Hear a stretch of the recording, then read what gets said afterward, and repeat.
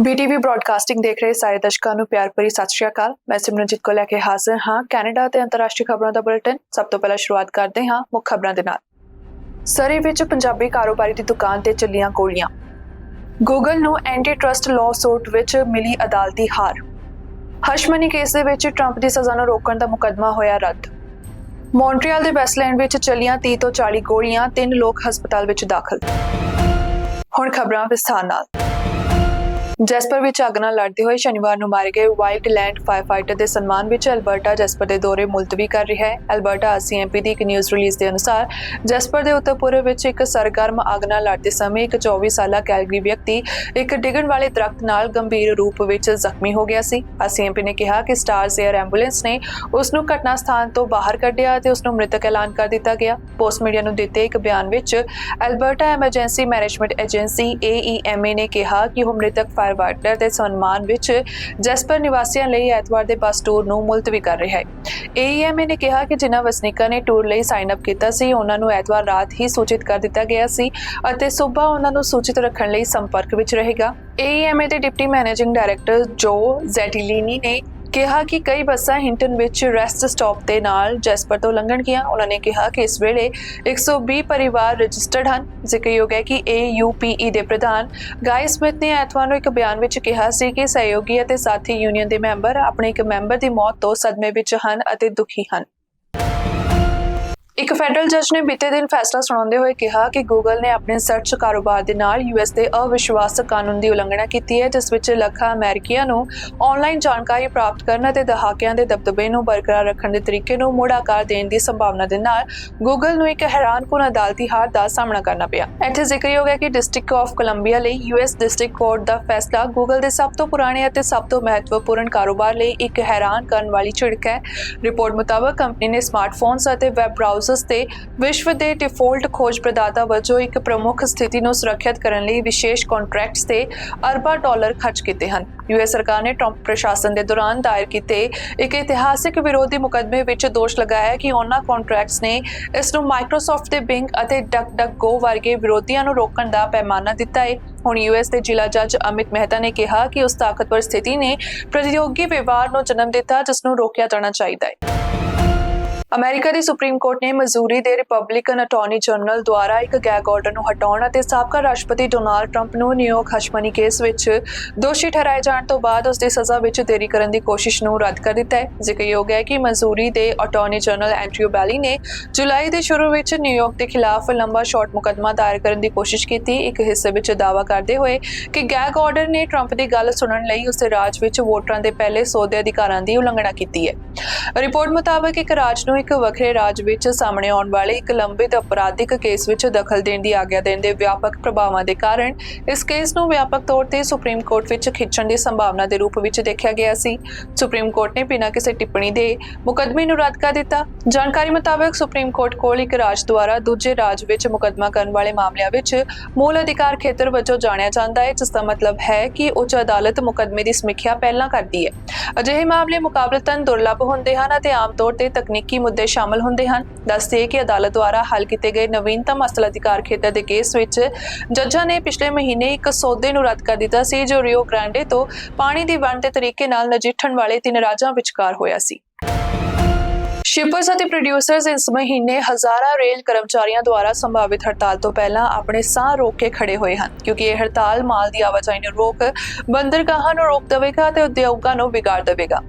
Canada ਦੀ railway association ਦੇ ਅਨੁਸਾਰ Canadian railway ਹਰ ਸਾਲ $350 ਬਿਲੀਅਨ ਤੋਂ ਵੱਧ ਮੁੱਲ ਦੀਆਂ ਵਸਤਾਂ ਅਤੇ ਦੇਸ਼ ਦੇ ਕੁੱਲ ਨਿਰਯਾਤ ਦੇ ਅੱਧੇ ਤੋਂ ਵੱਧ ਦਾ ਢੋਆ ਢੁਆਈ ਕਰਦਾ ਹੈ।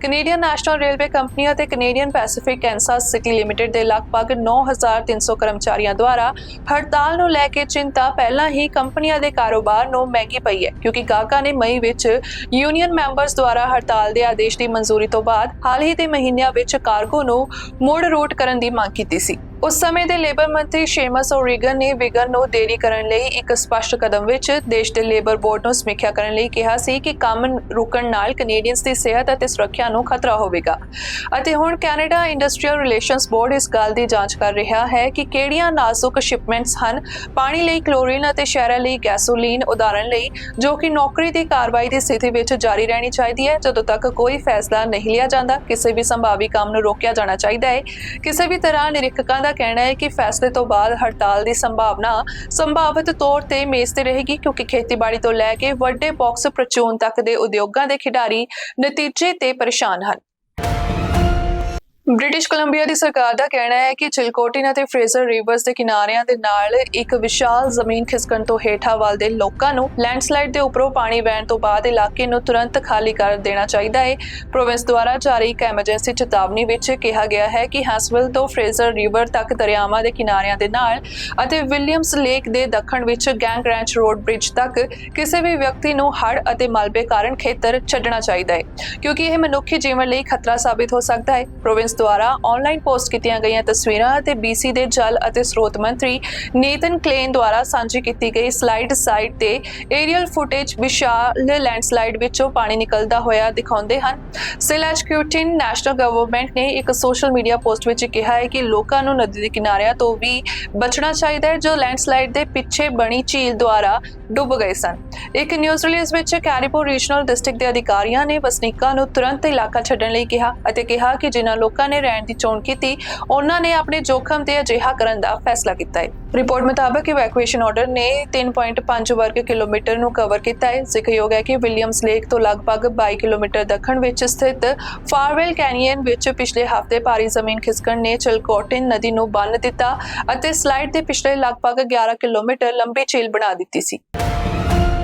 ਮੌਂਟਰੀਅਲ ਦੇ ਵੈਸਟ ਆਈਲੈਂਡ ਵਿੱਚ ਗੋਲੀਆਂ ਚੱਲਣ ਦੇ ਮਾਮਲੇ ਵਿੱਚ 3 ਲੋਕ ਹਸਪਤਾਲ ਵਿੱਚ ਦਾਖਲ ਹਨ ਅਤੇ ਕਬੈਕ ਦੇ ਬਿਊਰੋ ਡੇ ਐਨਕੇਟਸ ਇੰਡੀਪੈਂਡੈਂਟਸ ਮਤਲਬ ਕਿ BEI ਐਤਵਾਰ ਰਾਤ ਨੂੰ ਇਸ ਥਾਂ ਤੇ 30 ਤੋਂ 40 ਗੋਲੀਆਂ ਚੱਲਣ ਤੋਂ ਬਾਅਦ ਮਾਮਲੇ ਦੀ ਜਾਂਚ ਕਰ ਰਿਹਾ ਹੈ।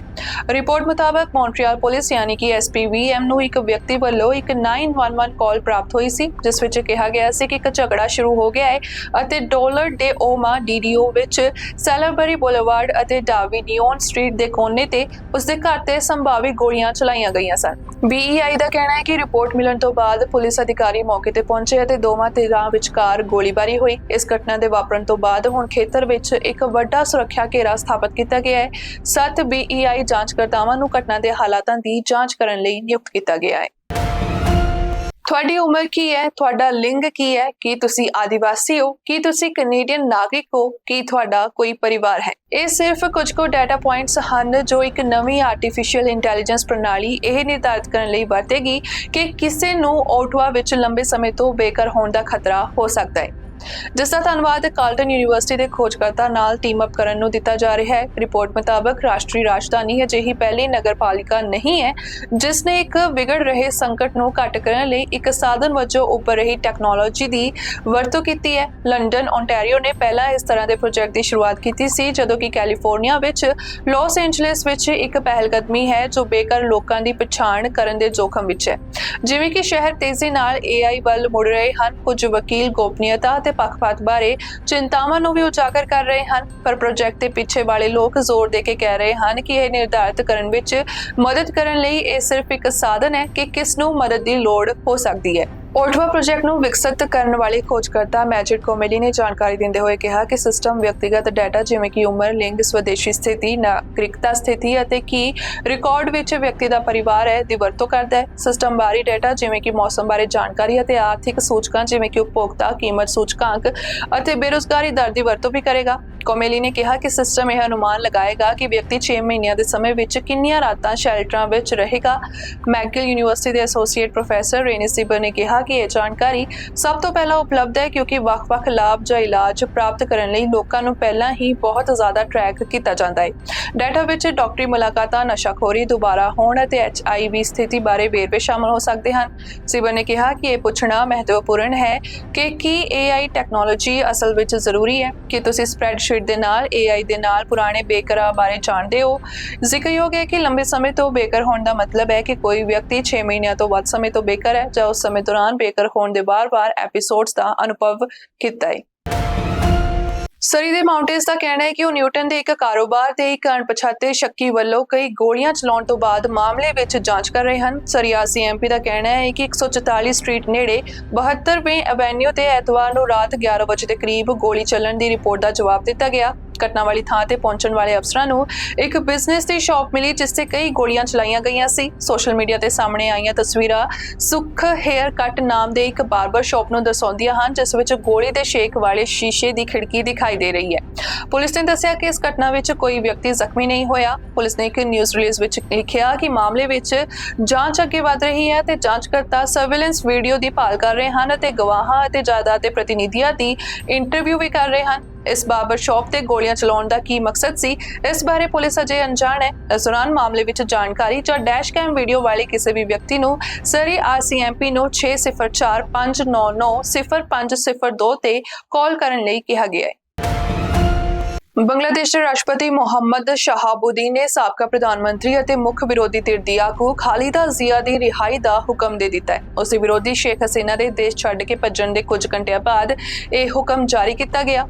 ਰਾਸ਼ਟਰਪਤੀ ਦੀ ਪ੍ਰੈਸ ਟੀਮ ਨੇ ਬੀਤੇ ਦਿਨ ਇੱਕ ਬਿਆਨ ਵਿੱਚ ਕਿਹਾ ਕਿ ਸ਼ਹਾਬੁਦੀਨ ਦੀ ਅਗਵਾਈ ਵਾਲੀ ਮੀਟਿੰਗ ਵਿੱਚ ਬੰਗਲਾਦੇਸ਼ ਨੈਸ਼ਨਲਿਸਟ ਪਾਰਟੀ BNP ਦੀ ਚੇਅਰਪਰਸਨ ਬੇਗਮ ਖਾਲਿਦਾ ਜ਼ਿਆ ਨੂੰ ਤੁਰੰਤ ਰਿਹਾ ਕਰਨ ਦਾ ਫੈਸਲਾ ਸਰਬਸੰਮਤੀ ਨਾਲ ਕੀਤਾ ਗਿਆ। ਇਸ ਦੌਰਾਨ ਸੈਨਾ ਮੁਖੀ ਜਨਰਲ ਵਕਰ-ਉਜ਼-ਜ਼ਮਾਨ, ਜਲ ਸੈਨਾ ਅਤੇ ਹਵਾਈ ਸੈਨਾ ਦੇ ਮੁਖੀ ਅਤੇ BNP ਅਤੇ ਜਮਾਤ-ਏ-ਇਸਲਾਮੀ ਪਾਰਟੀ ਸਮੇਤ ਕਈ ਵਿਰੋਧੀ ਪਾਰਟੀਆਂ ਦੇ ਚੋਟੀ ਦੇ ਆਗੂਆਂ ਨੇ ਰਾਸ਼ਟਰਪਤੀ ਦੀ ਬੈਠਕ ਵਿੱਚ ਹਿੱਸਾ ਲਿਆ। ਰਿਪੋਰਟ ਮੁਤਾਬਕ 78 ਸਾਲਾਂ ਦੀ ਜ਼ਿਆ ਬੰਗਲਾਦੇਸ਼ ਦੀ 2 ਵਾਰ ਪ੍ਰਧਾਨ ਮੰਤਰੀ ਰਹਿ ਚੁੱਕੀ ਹੈ ਜਿਸ ਦੀ ਸਿਹਤ ਖਰਾਬ ਹੈ ਅਤੇ 2018 ਵਿੱਚ ਭ੍ਰਿਸ਼ਟਾਚਾਰ ਦੇ ਦੋਸ਼ ਵਿੱਚ 17 ਸਾਲ ਦੀ ਸਜ਼ਾ ਸੁਣਾਏ ਜਾਣ ਤੋਂ ਬਾਅਦ ਉਹ ਹਸਪਤਾਲ ਵਿੱਚ ਸੀਮਤ ਹੈ।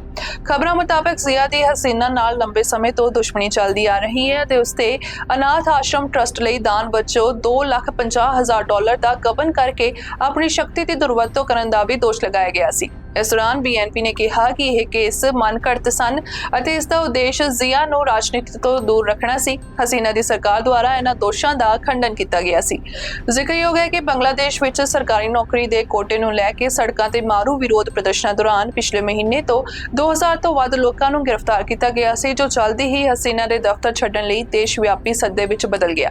ਜਿੱਥੇ ਹਫ਼ਤਿਆਂ ਦੇ ਵਿਰੋਧ ਪ੍ਰਦਰਸ਼ਨਾਂ ਵਿੱਚ ਲਗਭਗ 200 ਤੋਂ ਵੱਧ ਲੋਕ ਮਾਰੇ ਗਏ ਜਿਨ੍ਹਾਂ ਨੂੰ ਅਧਿਕਾਰੀਆਂ ਨੇ ਕੁਚਲਣ ਦੀ ਕੋਸ਼ਿਸ਼ ਕੀਤੀ ਸੀ। ਜਿੱਥੇ ਕੱਲ੍ਹ ਐਤਵਾਰ ਨੂੰ ਮਾਰੂ ਹਿੰਸਾ ਦੀ ਇੱਕ ਰਾਤ ਵਿੱਚ 100 ਦੇ ਕਰੀਬ ਲੋਕਾਂ ਦੇ ਮਾਰੇ ਜਾਣ ਦੀ ਖਬਰ ਹੈ ਤੇ ਇਹਨਾਂ ਵਿਰੋਧ ਪ੍ਰਦਰਸ਼ਨਾਂ ਨੂੰ ਖਤਮ ਕਰਨ ਲਈ ਕਰਫਿਊ ਬੁਲਾਇਆ ਗਿਆ। ਇਸ ਤੋਂ ਪਹਿਲਾਂ ਬੀਤੇ ਦਿਨ ਜਨਰਲ ਵਕਰ-ਉਜ਼-ਜ਼ਮਾਨ ਨੇ ਕਿਹਾ ਕਿ ਇੱਕ ਅੰਤਰਿਮ ਸਰਕਾਰ ਦਾ ਗਠਨ ਕੀਤਾ ਜਾਵੇਗਾ ਅਤੇ ਹਫ਼ਤਿਆਂ ਤੱਕ ਚੱਲੇ ਵਿਰੋਧ ਪ੍ਰਦਰਸ਼ਨਾਂ ਦੌਰਾਨ ਹੋਈਆਂ ਮੌਤਾਂ ਦੀ ਜਾਂਚ ਕੀਤੀ ਜਾਵੇਗੀ। ਮਿਲਟਰੀ ਨੇ ਇਹ ਵੀ ਕਿਹਾ ਕਿ ਉਹ ਅੱਜ ਕਰਫਿਊ ਹਟਾ ਦੇਵੇਗੀ ਅਤੇ 6 ਵਜੇ ਤੋਂ ਦਫ਼ਤਰ, ਫੈਕਟਰੀਆਂ, ਸਕੂਲ ਅਤੇ ਕਾਲਜ ਖੁੱਲ੍ਹੇ ਹੋਣਗੇ। ਬੁਲੇਟਿਨ ਦੇ ਵਿੱਚ ਅੱਜ ਲਈ ਇੰਨਾ ਹੀ। ਮੁੜ ਤੋਂ ਹਾਜ਼ਰ ਹੋਵਾਂਗੇ ਨਵੀਆਂ ਖਬਰਾਂ ਦੇ ਨਾਲ। ਤੁਸੀਂ ਵੇਖਦੇ ਰਹੋ BTV broadcasting. B positive, B yourself.